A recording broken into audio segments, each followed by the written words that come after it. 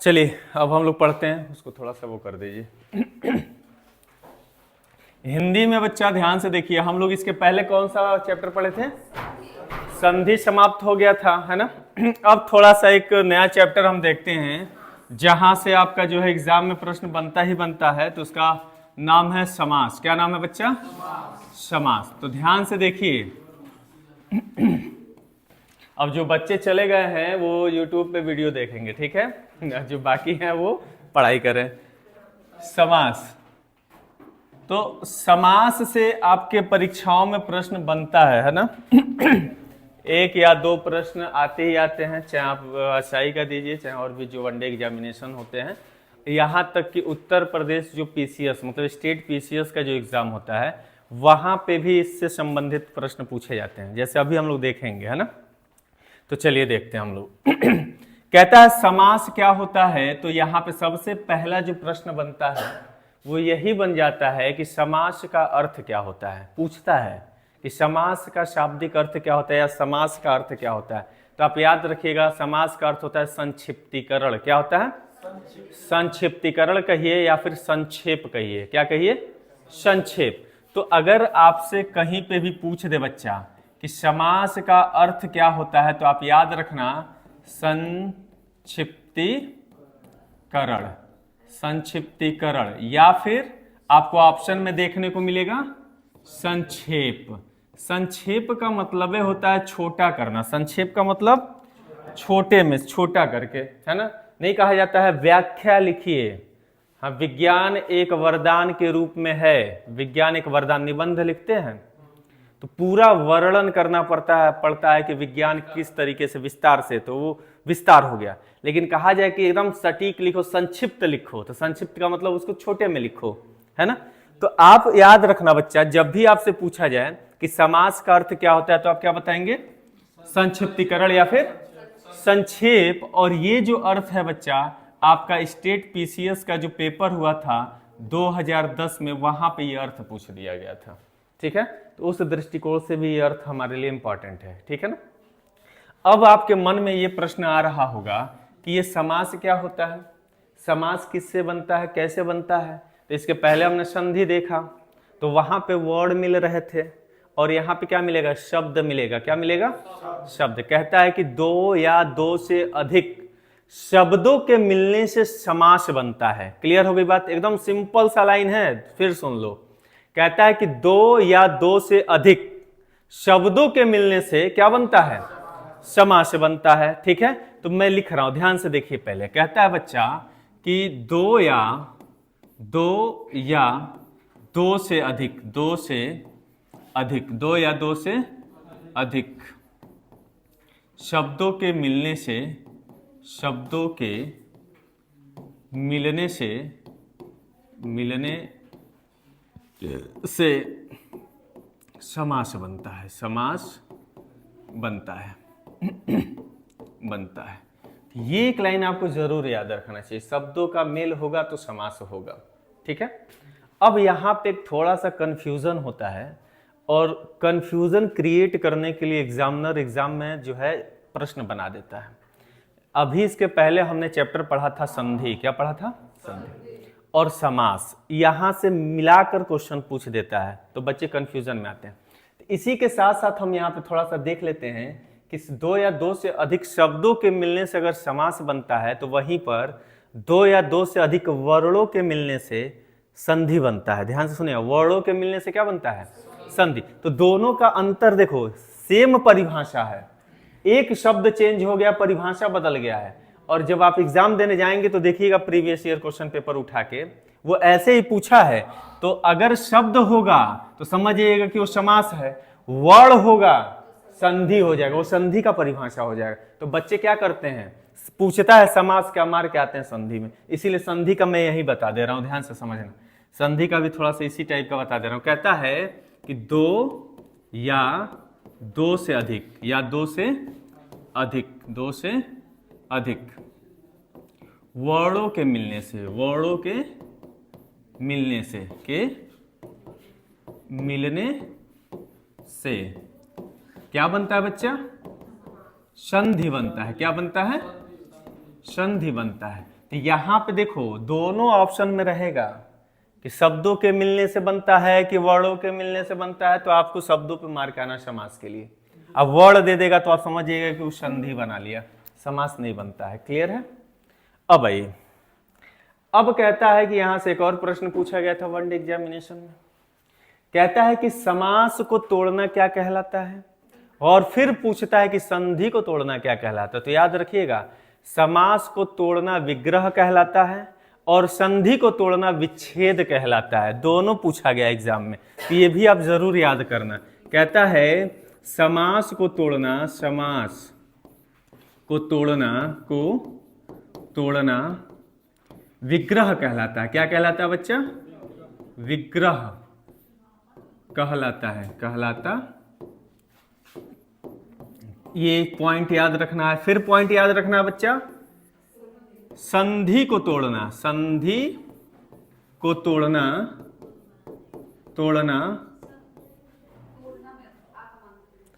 तोड़न हो गया अच्छा, संधि को तोड़ना विच्छेद कहलाता है। क्या कहलाता है? विच्छेद कहलाता है।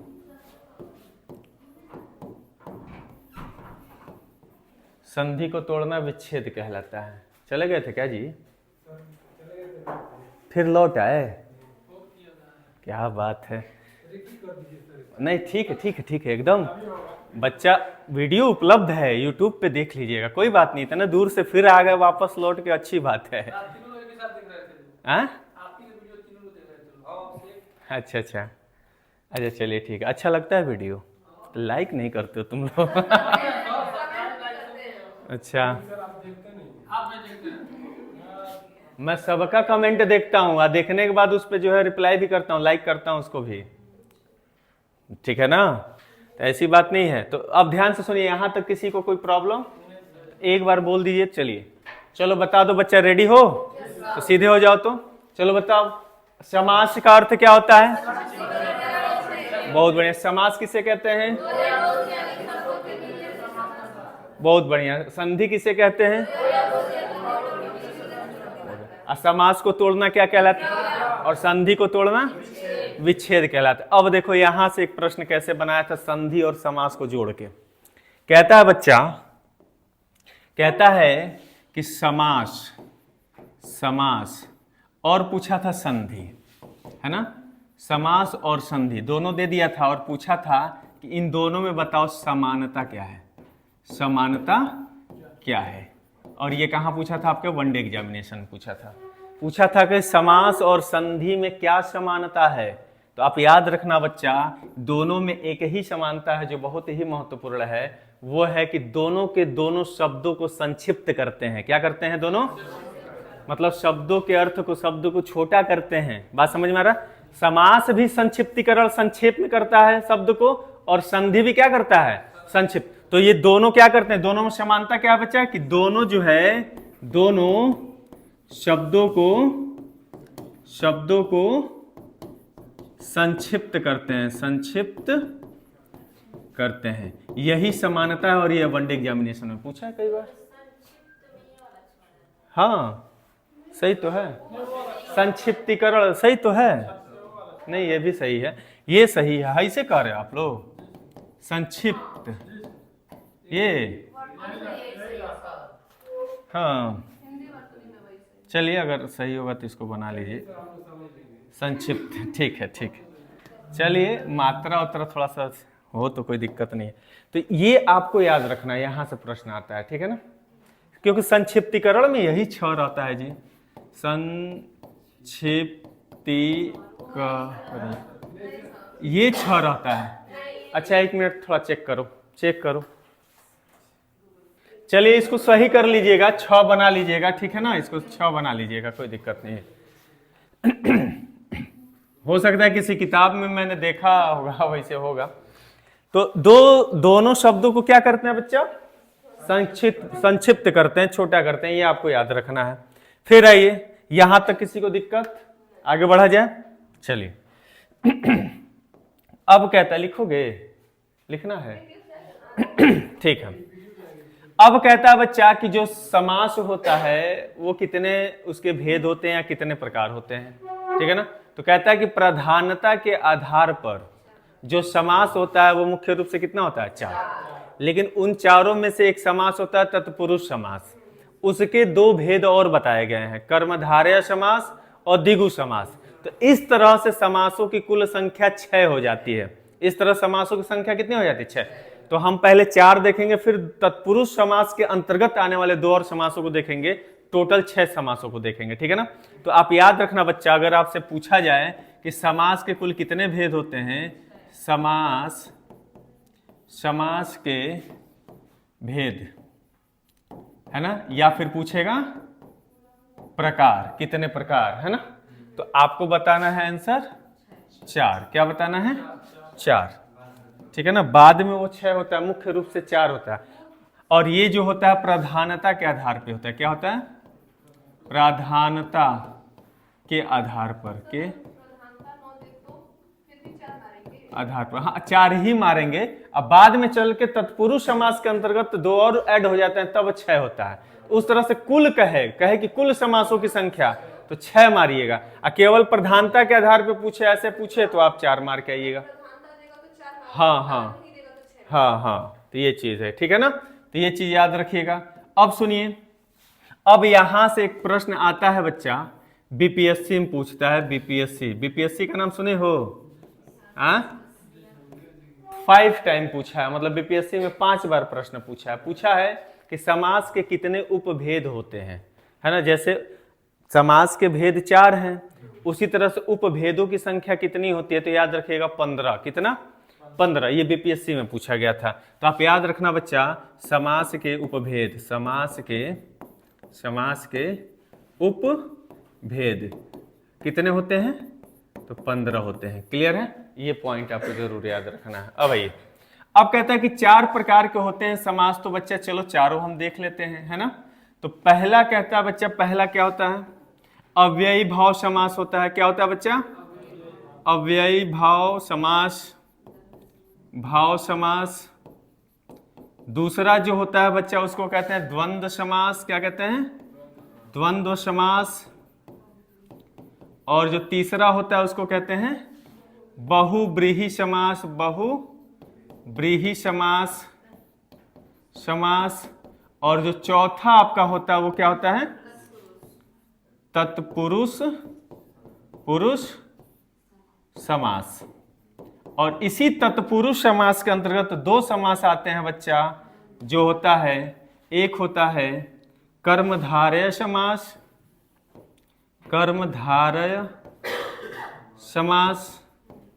और एक होता है द्विगु समास। क्या होता है, द्विगु समास। इस तरह से आपको ये सारे समास पढ़ने पड़ेंगे। क्लियर है, चलिए अब बता दो आप लोग एक बार, समास के कितने भेद होते हैं, किस आधार पे, प्रधानता के आधार पे, ठीक है ना। चलिए कौन कौन होता है बच्चा, तत्पुरुष समास के अंदर कितने आते हैं, 2। कौन कौन, चलिए उपभेद समास का कितने उपभेद, 15 उपभेद होते हैं। क्लियर है। अब आइए, अब हम क्या करते हैं, एक एक समास को पकड़ते हैं और इसको पढ़ लेते हैं, ठीक है ना। चलिए, अब पहला जो समास है उसका नाम है अव्ययी भाव समास। क्या नाम है बच्चा, अव्ययी भाव समास, भाव समास, ठीक है ना। अब समास को पढ़ने से पहले थोड़ा सा कुछ मैं बताना चाह रहा हूं, उसको जान लीजिए। जैसे जब भी हम समास पढ़ेंगे तो इसमें 2 पद होते हैं। कितने पद होते हैं बच्चा, 2 पद होता है। एक पद होता है जिसको हम प्रथम पद बोलते हैं। क्या बोलते हैं, प्रथम पद बोलते हैं, या इसी को पूर्व पद कहा जाता है। क्या कहा जाता है, पूर्व पद कहा जाता है। क्लियर है। एक होता है जिसको हम अंतिम पद बोलते हैं। क्या बोलते हैं, अंतिम पद बोलते हैं, या इसी को उत्तर पद बोलते हैं। क्या बोलते हैं, उत्तर पद। कोई दिक्कत है नहीं। तो समास में कितने पद आएंगे, 2 पद। एक पूर्व पद कहलाएगा और दूसरा उत्तर पद। उसी पूर्व पद को हम प्रथम पद भी बोलते हैं और उसी उत्तर पद को हम अंतिम पद। जैसे समास में होता क्या है, हर एक शब्द के 2 हिस्से होते हैं। कितने हिस्से होते हैं, 2। तो जो दो हिस्से होते हैं तो उन दोनों हिस्सों में जो पहला हिस्सा होता है उसको हम कहते हैं पूर्व पद या प्रथम पद, और जो उस शब्द का लास्ट वाला हिस्सा होता है अंतिम में जो आता है उसको हम क्या बोलते हैं, अंतिम पद या फिर उत्तर पद। जैसे एक शब्द के माध्यम से इसको समझ लेते हैं, जैसे मैं लिख रहा हूं गंगा जल, क्या लिखूं बच्चा, गंगा जल, यह एक शब्द है टोटल, लेकिन ये जो शब्द है ये दो शब्दों के मेल से बना है, क्योंकि समास में हम जब पढ़ते हैं तो यही ना पढ़ते हैं कि दो या दो से अधिक शब्द उसका मेल होता है। तो इसमें देखो एक शब्द दिखाई दे रहा है गंगा और ये जल, मतलब गंगा का जल यहां पे आ रहा है अर्थ, है ना, गंगा का जल, गंगे की जल की बात हो रही है। अब जो पहला शब्द है गंगा, यही क्या कहलाएगा बच्चा, इसको कहिए प्रथम पद, प्रथम पद, या फिर इसी को कहिए पूर्व पद। और जो आपका जल है वो क्या है बच्चा, ये अंतिम पद है, या इसी को क्या कहिए, उत्तर पद। क्लियर हो रही है बात? तो ये चीज आपको समझ में आ गया। अब भाई इसको मैंने प्रथम पद अंतिम पद क्यों बताया, तो ध्यान से सुनिएगा, क्योंकि ये परीक्षा में डायरेक्ट पूछता है ना, परिभाषा के रूप में। कहता है कि अव्ययी भाव समास किसे कहते हैं, तो जिस समास का प्रथम पद प्रधान होता है, ठीक है ना, सुनिएगा ध्यान से, जिस समास का प्रथम पद यानी कि पूर्व पद क्या हो, प्रधान होता है, उसको हम कहते हैं अव्ययी भाव समास। खत्म। तो प्रथम पद होने का मतलब क्या हुआ, आपका जो पहला वाला शब्द आएगा उसकी प्रधानता होगी, मतलब वो मेन शब्द होगा, उस शब्द का, इस पूरे शब्द का मेन शब्द कौन सा होगा, प्रथम पद होगा, तब वो कौन सा कहलाएगा, अव्ययी भाव समास। क्लियर है? तो आप क्या लिख दें यहां पे कि जिस समास का प्रथम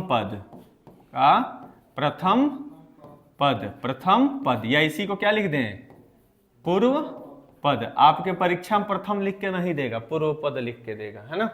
पूर्व पद क्या होता है बच्चा, प्रधान होता है उसे क्या कहते हैं, अव्ययी भाव समास कहते हैं। क्या हो गया, समास कहते हैं। क्लियर है? अब आइए, अब कहता है कुछ ऐसी पॉइंट थोड़ा सा देख लेते हैं जिससे हम अव्ययी भाव समास को अच्छे तरीके से पहचान सकें, है ना। तो पहला तो यही हो गया कि उसका पहला पद प्रधान होगा, मतलब उसकी विशेषता होगी। दूसरा कहता है बच्चा कि अगर किसी भी शब्द में आपको उपसर्ग दिख जाए, क्या दिख जाए, उपसर्ग दिख जाए, तो आप समझ जाना कि वो शब्द कौन सा समास है, उसमें अव्ययी भाव समास है ना। उपसर्ग का मतलब जो आगे लगता है, जो शब्द के आगे लगता है उसको हम उपसर्ग कहते हैं, और जो शब्द के पीछे लगता है उसको हम प्रत्यय कहते हैं। ये भी एक चैप्टर है, हमें पढ़ना है ना, उपसर्ग पढ़ाऊंगा और प्रत्यय पढ़ाऊंगा। तो पहले यहां पे बस इतना जानिए, कहीं पे भी किसी शब्द में उपसर्ग लगा हो तो वो क्या होगा, अव्ययी भाव समास होगा, कोई दिक्कत नहीं। दूसरा एक और पॉइंट याद रखना बच्चा, अगर शब्दों की पुनरावृत्ति हो रही हो, मतलब एक ही शब्द को बार बार दोहराया जा रहा हो, अगर ऐसा कहीं पे देखने को मिल जाए तो आप एकदम धड़ाक से अपने दिमाग में बैठा लेना कि भैया वो कौन सा समास है, अव्ययी भाव समास। अभी हम लोग उदाहरण देखेंगे, तो पहले तो पॉइंट देख लो।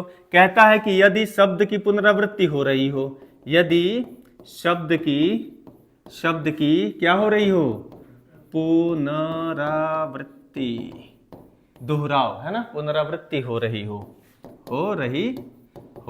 तो वहां पे कौन सा होगा भैया, तो कहोगे सर अव्ययी भाव समास होगा। ठीक है ना, कोई दिक्कत। चलिए तीसरा पॉइंट याद रखिएगा कि अगर दो शब्दों के बीच में योजक चिन्ह आए, क्या है, योजक चिन्ह। योजक चिन्ह के बारे में पढ़ा था, ये वाला योजक चिन्ह बिचवा में नहीं आता डैश करके, है ना।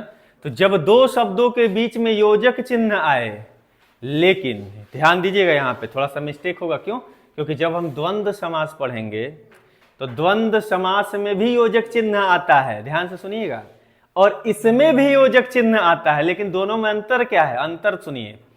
वहां पे विपरीत शब्द आएंगे, सहचर शब्द आएंगे, पूरक शब्द आएंगे, लेकिन जब यहां पे योजक चिन्ह आएगा तो यहां पर कैसे शब्द आएंगे, यहां पर वही शब्द का रिपीटेशन होगा, रिपीट होगा, वही शब्द रिपीट होगा, मतलब योजक चिन्ह के बाद शब्दों की पुनरावृत्ति होगी, शब्द वही शब्द दोहराए जाएंगे। जैसे कनक कनक पढ़े थे ना, कनक शब्द फिर कनक शब्द, मतलब वही शब्द का रिपीटेशन। तो यहां पे योजक चिन्ह तो आएगा, योजक चिन्ह आएगा, ठीक है ना, योजक चिन्ह, सॉरी, योजक चिन्ह, चिन्ह, तो योजक चिन्ह को ऐसे लिख दें ब्रैकेट में, अब प्लस क्या होगा, शब्द दोहराए जाएंगे, लिख दो ना प्लस में, प्लस शब्द का, शब्द रिपीट होगा, इसे लिख दे रहे हैं, शब्द रिपीट होगा, हैं, शब्द रिपीट होगा, हिंदी में रहने दो, ये बात समझ में आएगा, याद है, रिपीट होगा ठीक है ना। तो इस तरीके से जब देख लेना तो क्या बोल देना आप, तो अव्ययी भाव समास के लिए इतना कंडीशन अगर याद रखते हो तो मेरे ख्याल से आप 99.9% शब्दों को पहचान लोगे। कुछ 0.1% कुछ ऐसे शब्द आएंगे जिसमें फंसोगे, बाकी इसी आधार पे आप कर लोगे। क्लियर है? तो चलिए एक बार बता दीजिए, अव्ययी भाव समास किसे कहते हैं, बोल दो जल्दी से। ठीक है, और क्या होना चाहिए, अगर उपसर्ग होगा तो कौन सा समास, फिर क्या होना चाहिए, ठीक है, और क्या हो रहा हो, लेकिन शब्द क्या हो रहे हो, रिपीट हो रहे हो। चलो उदाहरण देखते हैं इसका, देखा जाए। चलिए एग्जाम्पल देखते हैं अव्ययी भाव समास का। कहता है बच्चा उदाहरण, है ना, ध्यान से देखना। अगर मैं पहला उदाहरण लूं और लिखूं प्रतिदिन, क्या लिखूं बच्चा, प्रतिदिन, तो ध्यान से देखो, जब अगर आप उपसर्ग पढ़े हो तो आपको समझ में आ जाएगा उपसर्ग। तो प्रतिदिन में हमें कौन सा उपसर्ग दिख रहा है, प्रति दिख रहा है, उपसर्ग है ना, प्रति उपसर्ग है। तो जब किसी शब्द में उपसर्ग लगा हो तो आपको कुछ सोचना ही नहीं है, बता देना है कि जो प्रतिदिन शब्द है वो कौन सा समास है, तो कहोगे कि अव्ययी भाव समास है, अव्ययी भाव समास है, समास है। क्लियर है? प्रतिदिन। मैं लिखूं बच्चा प्रतिवर्ष, क्या लिखूं, प्रतिवर्ष लिखूं, तो प्रतिवर्ष में भी क्या है उपसर्ग, प्रति, जो पहले लगता है उस शब्द के पहले वाले को उपसर्ग बोलते हैं, अब पिछवा जो लगता है उसको प्रत्यय बोलते हैं। भाई प्रत्यय नहीं है, प्रत्यय अलग होता है, उसको हम पढ़ाएंगे, उसकी संख्याएं होती हैं बहुत सारी, है ना, पढ़ोगे तो समझ में आएगा कौन उपसर्ग है कौन प्रत्यय है, उसको तो जानना पड़ेगा, याद करना पड़ेगा, है ना। अब सुनिए, मैं लिखूं तो ये हो, प्रतिधन वर्ष टूट भी जा रहा है, मैं लिखूं प्रत्येक, क्या लिखूं बच्चा, प्रत्येक, और पूछूं कि प्रत्येक में बताओ कौन सा समास है, तो कहोगे कि सर प्रत्येक में प्रति उपसर्ग है, क्या है इसमें, प्रतिधन एक, प्रत्येक, है ना। तो आपका प्रति उपसर्ग है, तो उपसर्ग आ गया तो कुछ सोचना ही नहीं है, आपका क्या हो गया, अव्ययी भाव समास आ गया। अब मैं लिखूं प्रत्यक्ष, क्या लिखूं बच्चा, प्रत्यक्ष लिखूं, तो प्रत्यक्ष में भी क्या मिल गया हमें, प्रति उपसर्ग मिला, और जब उपसर्ग मिल गया तो सोचना ही नहीं है। मैं लिखूं आमरण, क्या लिखूं, आमरण, नहीं गांधी जी किए थे आमरण अनशन, आमरण अनशन, तो आमरण में जो आ है ना, ये हमारा क्या है, उपसर्ग है, इससे हम पहचान पाएंगे। तो जब उपसर्ग पढ़ोगे तो लाइन से उपसर्ग का मिलेगा, आपको पूरा याद रखना पड़ेगा, है ना, तब पहचान पाओगे। अब सुनिए, इतना समझ में आया। मैं लिखूं यहां पे बच्चा, ध्यान से सुनना, मैं लिखूं दिन दिन, क्या लिखूं, दिन दिन, तो देखो योजक चिन्ह तो आया है लेकिन वही शब्द फिर से रिपीट हो गया है। तो जब योजक चिन्ह आए, शब्द फिर से रिपीट हो जाए तो वो हमारा अव्ययी भाव समास। रात रात, क्या लिख दे, रात रात, मैं लिखूं रातों रात, क्या लिखूं, रातों रात, एक ही शब्द है ना, योजक चिन्ह आ रहा है लेकिन वहां पे शब्द रिपीट। धीरे धीरे, क्या आ गया, धीरे धीरे, गाना सुने हो भक्त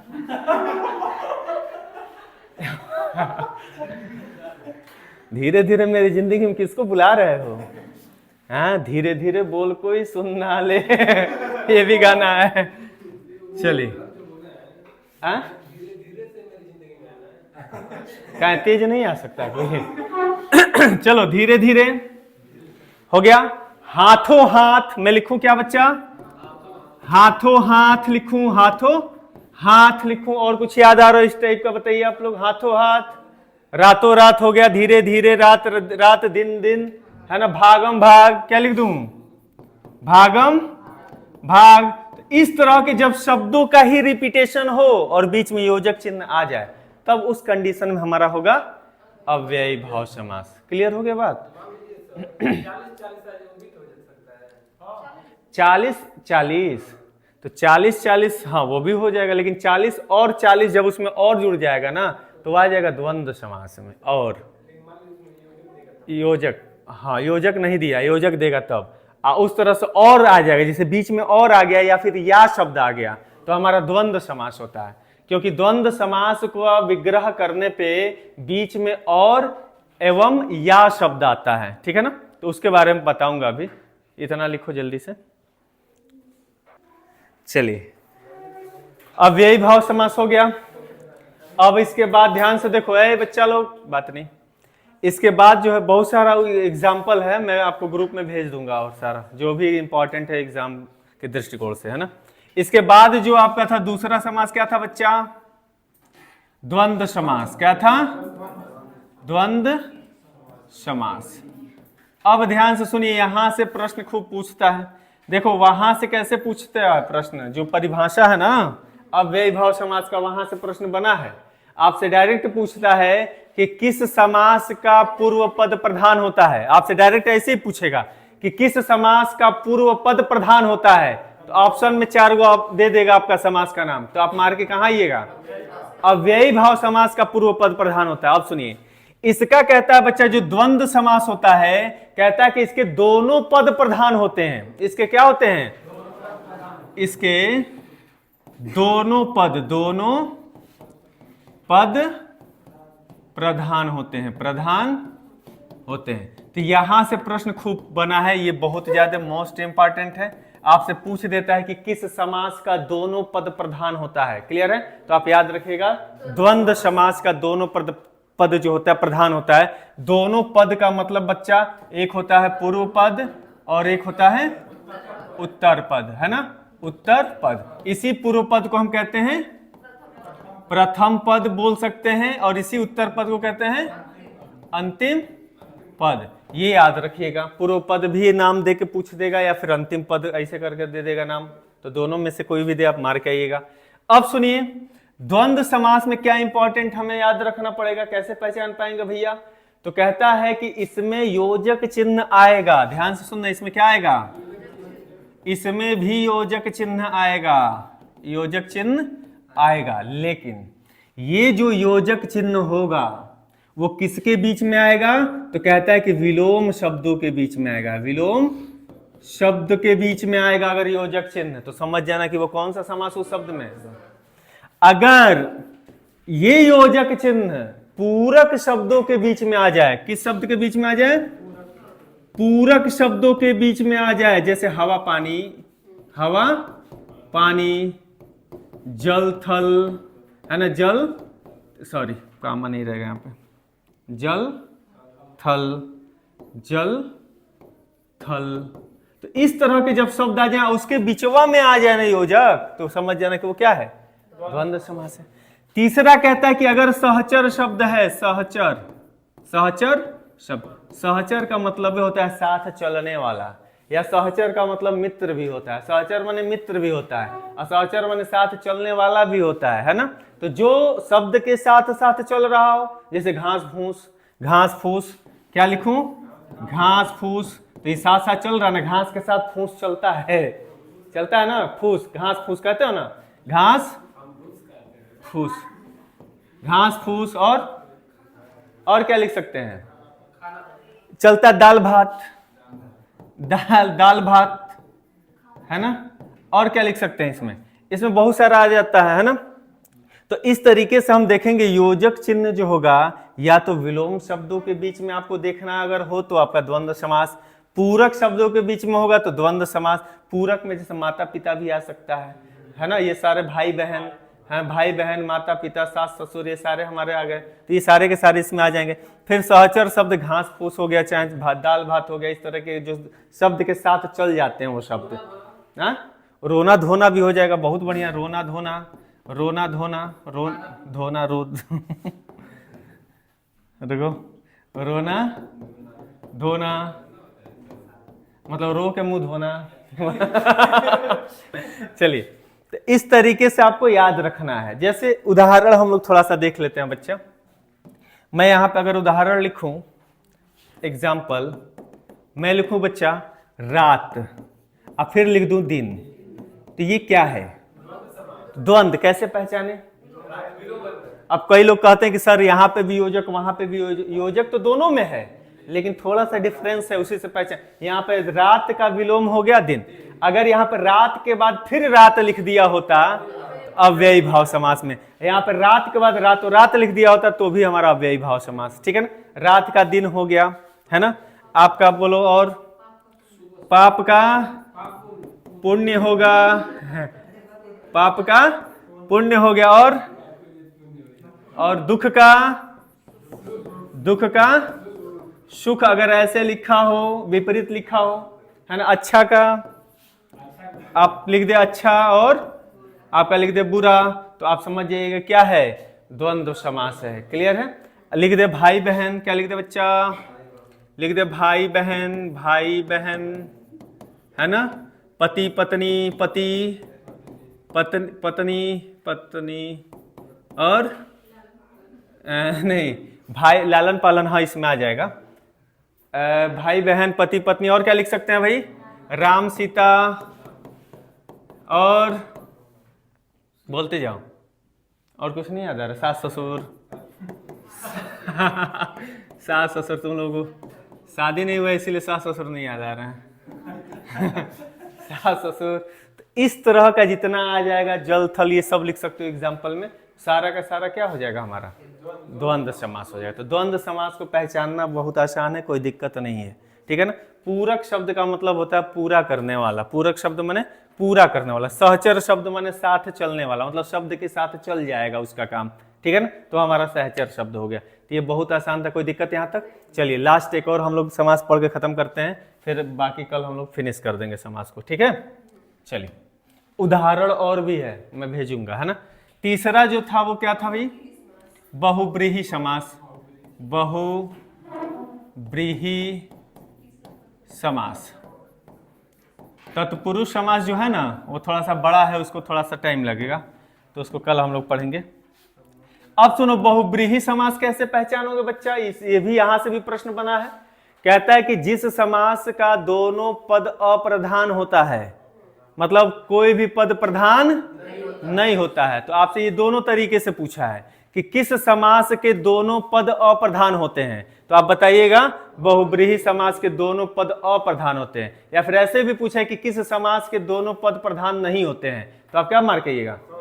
और एक और वनडे एग्जामिनेशन में शब्द दिया था कि किस समास के दोनों पद गौण होते हैं। ये शब्द दिया था गौण। गौण मतलब अप्रधान, प्रधान नहीं होते हैं, गौण होते हैं, है ना?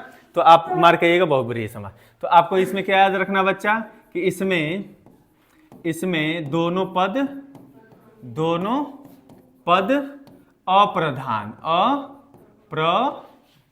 अप्रधान या फिर गौण होते हैं, गौण होते हैं। तो आपको जो है शब्द ये वाला मिलेगा, नहीं तो ये वाला मिलेगा परीक्षा में। ठीक है ना? तो घबराइएगा नहीं। ठीक है, चलिए अब आता है प्रश्न कि भैया दोनों जब अप्रधान होते हैं तो कौन सा पद प्रधान होता है? तो कहता है कि यहाँ पे तीसरा पद प्रधान होता है। तो अब तीसरा पद तो हम पढ़े ही नहीं, समास में तीसरा पद कहाँ से आ गया? लेकिन सुनिए, कहता है कि जब दो या दो से अधिक पद, मतलब जब दो पद आपस में मिलकर एक नए पद को बनाते हैं, एक नया पद बनाते हैं, तो वही नया पद क्या कहलाता है? बहुब्रीहि समास कहलाता है। इसका मतलब इसका तीसरा पद क्या होता है? प्रधान होता है। क्लियर होगी बात? तो अगर आपसे परीक्षा में ये भी पूछ दे कि किस समास का तीसरा पद प्रधान होता है, लेकिन तीसरा पद नहीं होता है, लेकिन यहाँ हो जाता है प्रधान। ठीक है ना? तो ऐसे पूछ देगा तो मार करिएगा इस पे। तो यहाँ याद रखिएगा कि जब दो पद आपस में आपस में मिलकर एक नया तीसरा पद बनाते हैं तो उस तीसरे पद को, तो वह तीसरा पद ऐसे लिख दे रहा हूं, तो वह तीसरा पद बहुब्रीहि समास कहलाता है ना, बहुब्रीहि समास कहलाता है, समास कहलाता। क्लियर हो गई बात? ये क्लियर हो रही है कि बात की नहीं? अब सुनिए, तो यहां पे मैं क्या लिख सकता हूं कि बहुब्रीहि समास का तीसरा पद, तीसरा मतलब इसका तीसरा पद प्रधान होता है, प्रधान होता है।